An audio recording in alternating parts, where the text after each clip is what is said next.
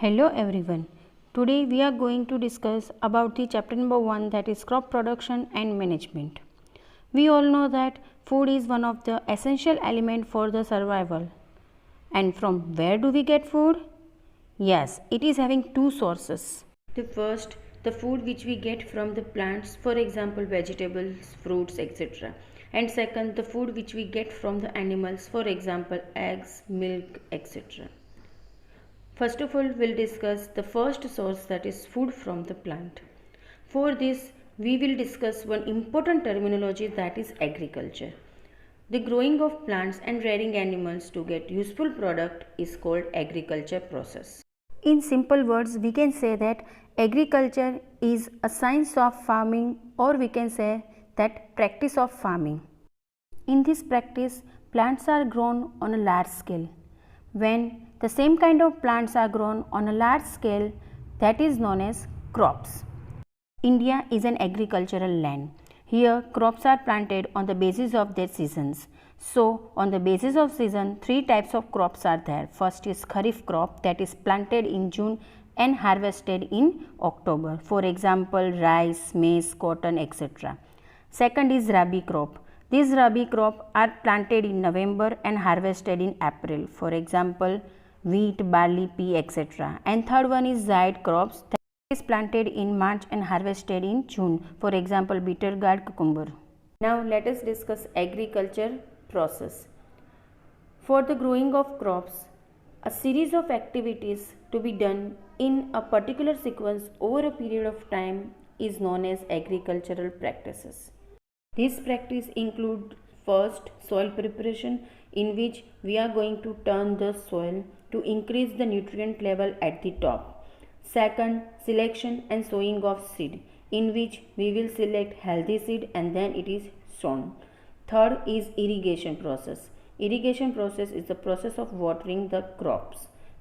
Fourth practice is weeding, in which weeds are removed and the mature crops must be protected through crop protection method.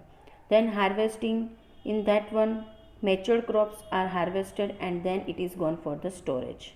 Let us see the first practice, that is soil preparation, in detail.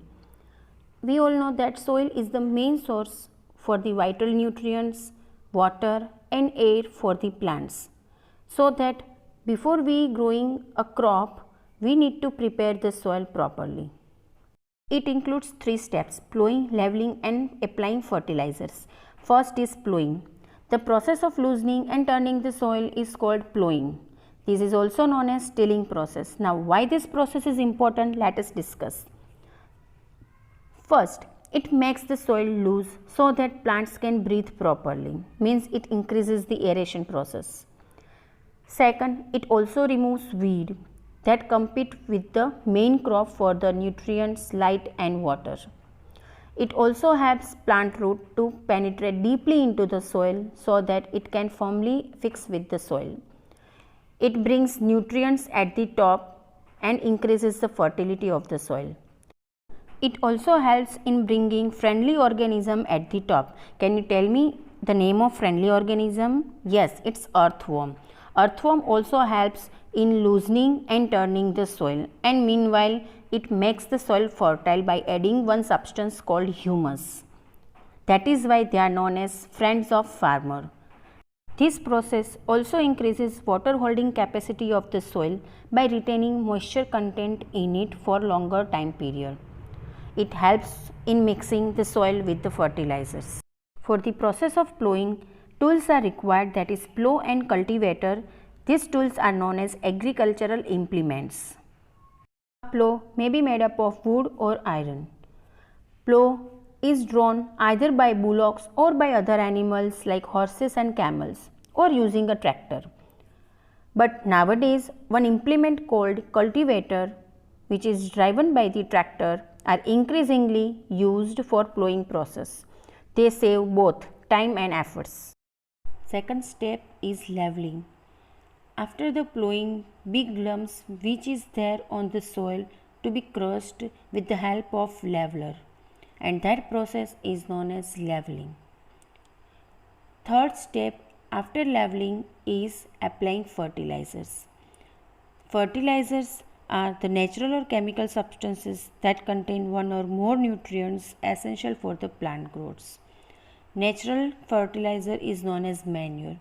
Here is the difference between these two. Manure is a natural one while fertilizer is man-made. Manure is organic while fertilizer is inorganic. Manure adds humus to the soil while fertilizer does not add any kind of humus. Manure is not at all nutrient specific while fertilizers are nutrient specific. Manure is cheap while fertilizers are costly. Manures are prepared in the field itself while fertilizers are prepared in the factories. But due to the harmful effects of chemical fertilizers, nowadays farmers are using green manure concept. In this, plants like clover and mustards are grown and then plowed into the soil to improve its nutrient content. Now the second step is selection of seeds.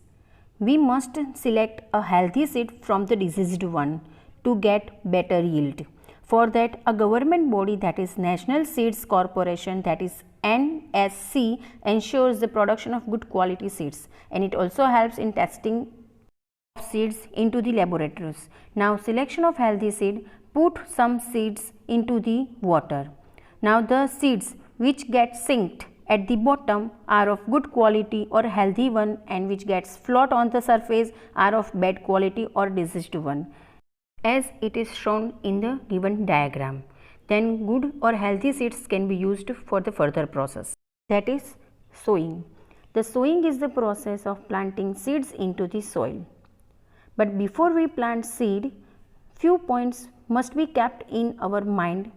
That is, first, seed should be sown at appropriate distance from one another, because if seeds are overcrowded, it may result in the competition of air, light and nutrients among the main crop, and that may reduce the growth of main crop.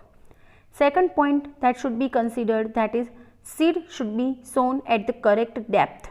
It should not be too shallow nor too deep. You can see the diagram how seeds are properly sown in the field. There are two methods for the sowing. First is traditional method and another one is modern method.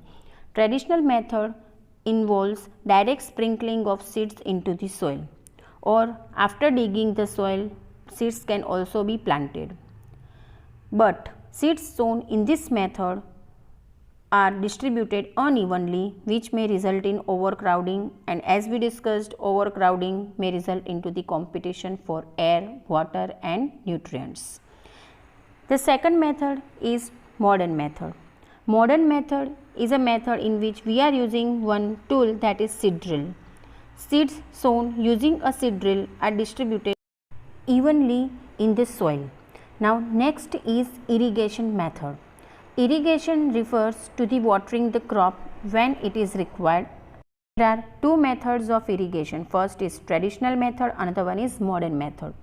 Traditional methods include canal irrigation, furrow irrigation, chain pump, moat, tekli, rahat. These methods are cheaper but often lead to the wastage of water. You can see the given diagram. All the traditional methods are shown over here. But still in certain backward villages, these traditional methods of irrigation process are in practices. Second method is modern method. It includes sprinkler irrigation and drip irrigation. Sprinkler irrigation provides water by sprinkling over the soil like fountain, and drip irrigation provides water drop by drop directly to their roots. Let us discuss sprinkler irrigation in detail. Sprinkler irrigation is a method that involves pumping of water under the pressure through nozzles and spraying it over the soil, as we have discussed, like a fountain. This method is particularly effective for the irrigation when land is uneven and area is sandy soil. Now next system that we are going to discuss is drip irrigation system. Drip irrigation is a method that involves the use of pipes or tube with very small holes to deliver water drop by drop, as you can see in the diagram. directly at the base of each plant. This method is very useful where the area is of having shortage of water. But be very careful while irrigation. Excess water on the field may also cause a problem called waterlogging that is harmful for the growing crops. How they are harmful to the crops? Let us discuss. It decreases the amount of air available to the roots so that roots cannot breathe properly and they cannot grow well. Second problem arises is it leads to an increased amount of salt content in the soil that is also harmful for the crop growth. After sowing and watering the crops, crop will grow. But sometimes along with the crop, undesirable plants are also growing. For example, wild oat grass. These undesirable plants are known as weeds. Now, why we need to remove weeds? Because here weeds will start competing with the main crops for the air, sunlight and nutrients, and meanwhile they will affect the growth of main crop. Sometimes main crop may die also. Some of the weeds can be poisonous too for the human life and animals' life. That is why we need to remove it. The process of removing weeds is called weeding process. Weeding can be done either manually or by using chemicals that is known as weedicide. Let us discuss both. First one is manual weeding.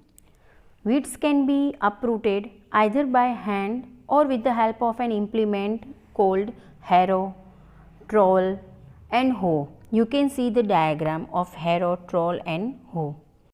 This method is having disadvantages also. It is time consuming and sometimes accidentally it will also remove desired crops. So we are in loss. Then the implement which is used for the weeding process made up of iron needs regularly maintenance as it can go for the rusting process. Next is chemical method that uses weedicide. A weedicide is a chemical that is used to destroy weed. These weedicides destroy the weed without affecting the crops, for example metachlor. See the diagram. Here farmers are spraying weedicide over the crops so that they can protect the main crops. In the term weedicide, CIDE, side means to kill, and that is why the name is given weedicide, that will kill the weeds. Crops can also be damaged by animals such as rats and insects. Such animals are called as pests. You can see the given diagram. These pests can be destroyed by using a chemical called pesticides. But as these weedicide and pesticides are chemicals, they are having adverse effect too. Accidental contact with these chemicals may adversely affect the health of farmer. If traces of these poisonous chemicals remain in the crop, then it will be very harmful to the human life. Therefore, before consumption, we need to wash grains and vegetables thoroughly. After crop protection, harvesting is to be done. This is the process of cutting and gathering of matured crop. Harvesting of crops is done either manually or with the help of machine. It is done manually with the help of a tool that is known as sickle, and a machine that is useful for the harvesting process is harvester. For the harvesting, directly a cut is made at the stem near the soil so that the whole plant gets uprooted. See the diagram. Here farmers are harvesting the matured crop. Harvesting is followed by threshing and winnowing. Threshing is the process in which grains are separated from its plant. That is done either manually or with the help of a machine called thresher. Nowadays, combined harvester is useful for both the processes, that is harvesting and threshing. Next process is winnowing. Winnowing is the process in which separation of grain is done from its chaff. What is chaff? It is a seed covering and tiny pieces of leaves or stem. That is also done manually or using a machine called winnowing machine. These harvested grains must be stored before they are available for the consumption. But to prevent their spoilage, it is very compulsory that the grains and the storage area should be of moisture free. For that, these grains are dried under the sunlight to remove the moisture, and then they are weighed and packed in gunny bags or in bins. If bulk storage of grain is done, then granaries and silos are used. Be very careful. The storage area should be kept clean and dry. Pesticide should be sprayed properly, and periodic inspection of the storage area is done to ensure the safety of the grains. This ensures the availability of grains throughout the year. If we carry out these basic agricultural practices systematically, then we can increase the crop yield. Techniques such as mixed cultivation and crop rotation can increase crop yield further. Let us discuss mixed cultivation. This is the method of cultivation in which two or more different types of crops are sown in a particular field at the same time. These crops chosen are such a way that nutrient needs of one crop are fulfilled by the other. For example, leguminous plant and wheat. Here, the leguminous plant will incorporate nitrogen content into the soil that will used up by the wheat. Next technique is crop rotation. The practice of growing two or more dissimilar crops in the same field one after the other is called crop rotation. But before we choose the crops, the nutritional requirement should be kept in our mind. For example, crops such as wheat and paddy use up a lot of nitrogen from the soil, so these both cannot be sown simultaneously to each other.